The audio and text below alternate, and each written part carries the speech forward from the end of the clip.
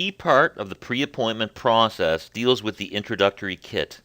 This is sent out to your prospective client prior to the first appointment, and the prospective client becomes aware that this is coming when you reach out with the initial contact script that we just discussed. As far as the kit is concerned, big and flashy is not the way to go here. It's really meant to be just a glimpse about who you are, a little about your company, your team, and some things to expect at the upcoming meeting. The kit is relatively brief, clear, and concise. It's not a sales tool either, and it should have no persuasive language of any kind.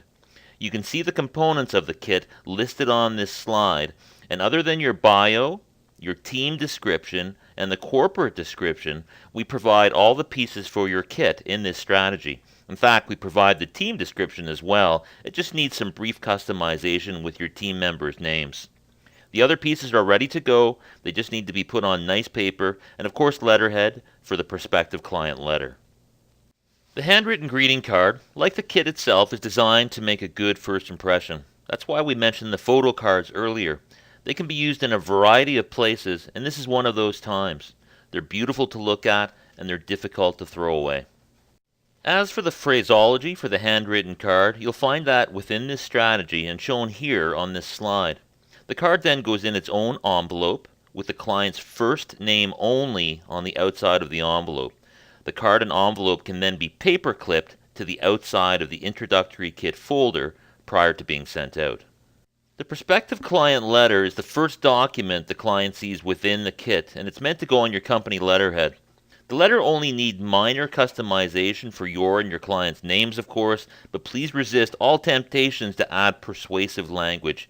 If you feel that you need to add something to the prospective client letter, discuss it with your business coach to ensure that it's a good idea.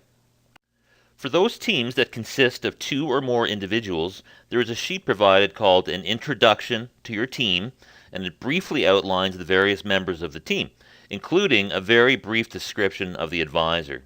The advisor will have an expanded description on the bio page, which we'll see in a minute. For those that have a team picture, you're more than welcome to use it here. Individual headshots of the team members would also be fine.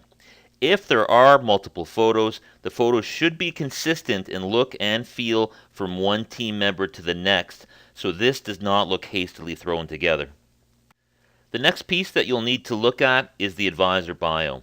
Try to list your tenure in the industry, licenses, accreditation, education, but do it as succinctly as possible. The most readable bios include a nice blend of your tenure, your education, and most importantly, a paragraph or two on who you are as a person. Be sure to include details on your family, sports and recreation, charities you may be involved with, and what you like to do in your spare time. Many advisors include the church that they go to. These are the human details that people can identify with, and you can make powerful connections with potential clients even before they come into the office by discovering some common ground. Also, be sure to include a professional photo of yourself. If you have no recent ones, it may be time to update the photographs of you and your team.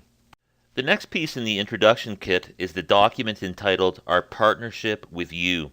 This piece addresses the keys to a successful relationship and really needs no further customization.